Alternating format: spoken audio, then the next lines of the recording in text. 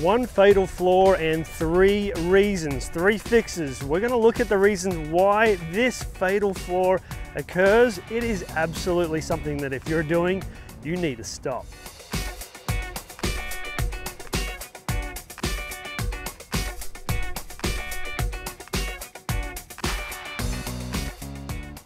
Fatal flaw number 1, absolute killer, is the open club face. If your face is open, that is going to create issues in the swing that we're going to need to fix in one way, shape or form.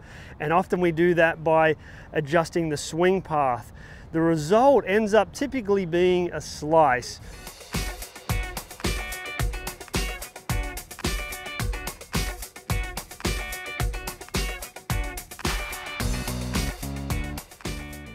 First things first, we need to understand and identify if the open club face is an issue for you and if it's happening during the backswing. So one thing that you can do is video your swing from down the line. And if you can see the back of the club at that 3/4 back position, so you can't see any grooves, then that's probably an indicator that that club face is open.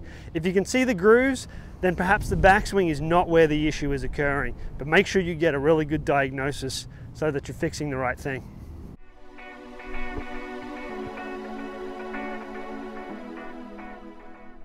Fault number 1 is the weak grip. So if you're too weak, we can't see enough knuckles on that lead hand, then that typically is the number 1 cause to seeing that open face in the backswing. So what do I mean by that? When you take your grip and have the club sitting down in front of you, I want you to check how many knuckles you see on that lead hand. And if you can't see any knuckles, so if our left hand is turned around too much to the target, that's in a neutral, or sorry, a weak position, that's going to influence that club face to be super open. You can see right now that club face is very open when my wrist is in a normal position here. So what do we need to do if this is your scenario? We need to strengthen that lead hand. I want you to turn so that without adjusting your head, you can see a minimum of 2 knuckles on that lead hand. I don't even mind if you see 3. So once I return into the exact same wrist position here, you can see the difference in the club face. If I go weak again, move that back around, you can see the twist that that had and the result on the club face there. So issue number 1, check out that grip.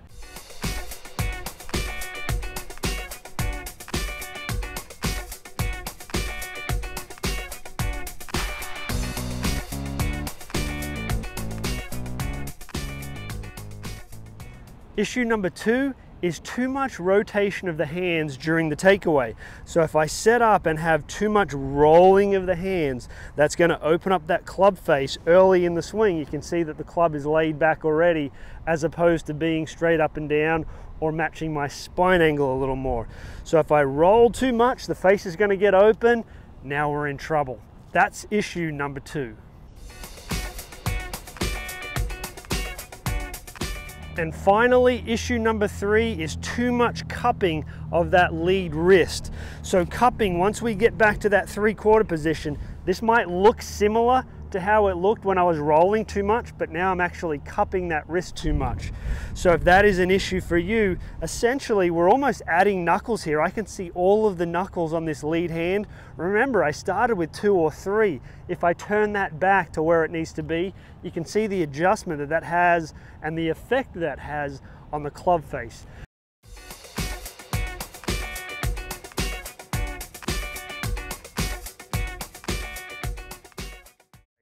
So where do you fall? Are you weak with your grip? Are you rolling too much, or are you cupping too much? Either one of those is likely going to end up in either an over-the-top downswing or a flip through impact to try and square up that club face.